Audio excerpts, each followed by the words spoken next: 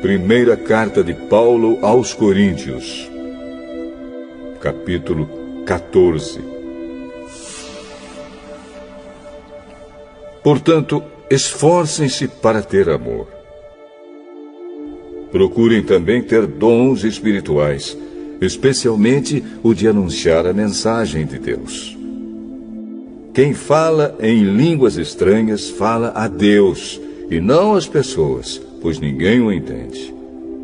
Pelo poder do Espírito Santo, ele diz verdades secretas.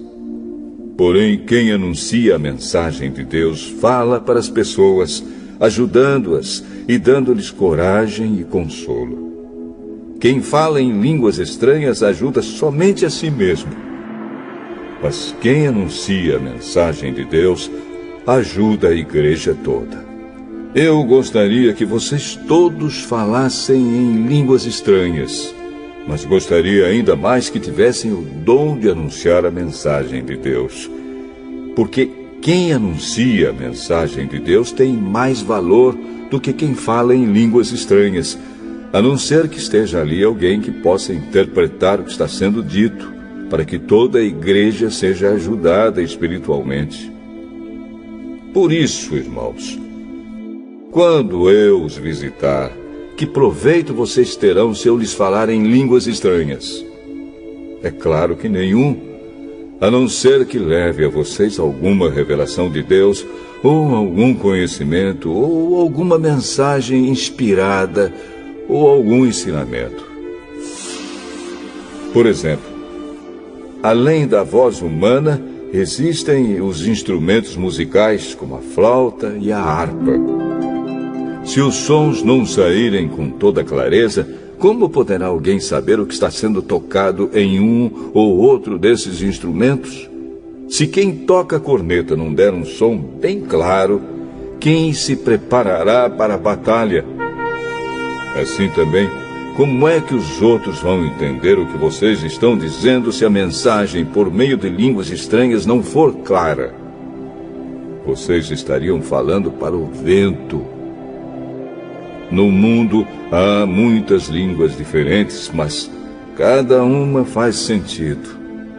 Porém, se eu não entendo a língua na qual alguém está falando comigo, então quem fala essa língua é estrangeiro para mim, e eu sou um estrangeiro para ele.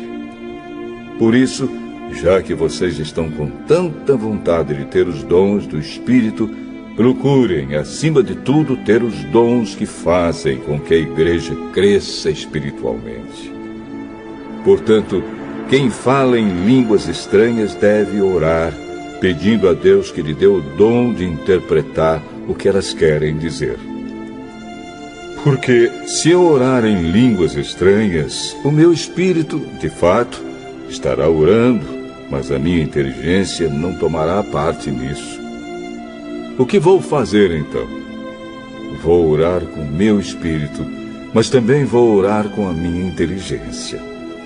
Vou cantar com o meu espírito, mas também vou cantar com a minha inteligência.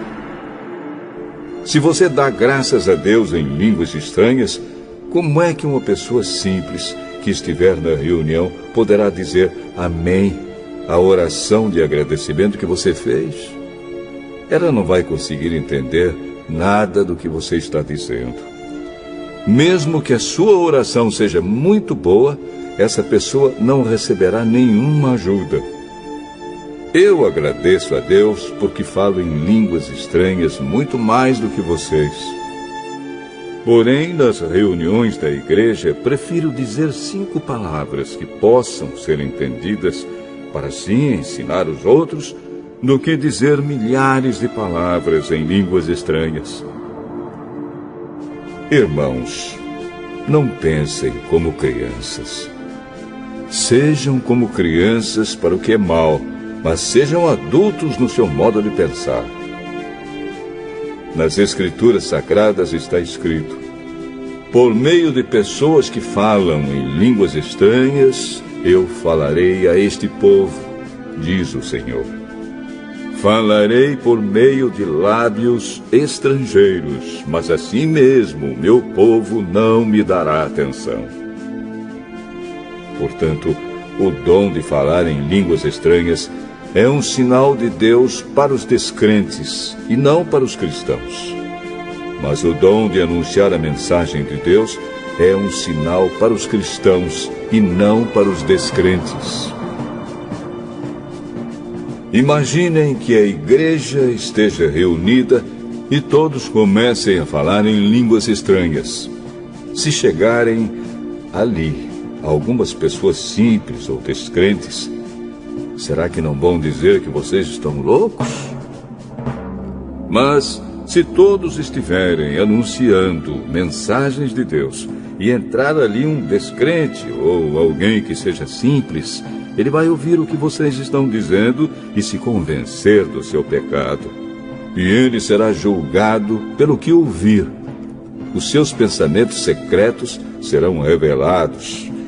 E ele vai se ajoelhar e adorar a Deus, dizendo: Deus está mesmo no meio de vocês. Portanto, meus irmãos, o que é que deve ser feito? Quando vocês se reúnem na igreja, um irmão tem um hino para cantar, outro, alguma coisa para ensinar, outro, uma revelação de Deus, outro, uma mensagem em línguas estranhas, e ainda outro, a interpretação dessa mensagem. Que tudo seja feito para o crescimento espiritual da igreja. Se algum de vocês falar em línguas estranhas, então que apenas 2 ou 3 falem, um depois do outro, e que alguém interprete o que está sendo dito. Mas, se não houver ninguém que possa interpretar, então fiquem calados e falem somente consigo mesmos e com Deus. No caso de 2 ou 3 receberem a mensagem de Deus, estes devem falar, e os outros que pensem bem no que eles estão dizendo. Se uma outra pessoa que estiver ali sentada receber a mensagem de Deus, quem estiver falando deve se calar. Vocês todos podem anunciar a mensagem de Deus, um de cada vez, para que todos aprendam e fiquem animados.